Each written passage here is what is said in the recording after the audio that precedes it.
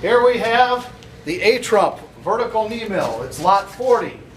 It's equipped with a Newall 2-axis digital readout, an Align AL250 variable speed power feed. It has a Mitutoyo Quill scale. This machine has power quill feed and a variable speed spindle to 4,200 RPM, and a spindle taper is R8. So I'll run it. Ready? Engage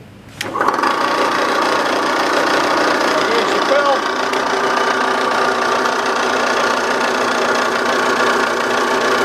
The scale's working.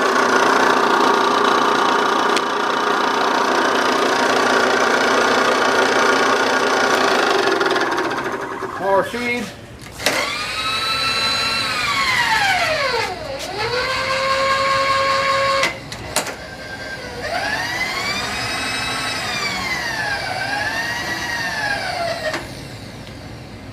There we go.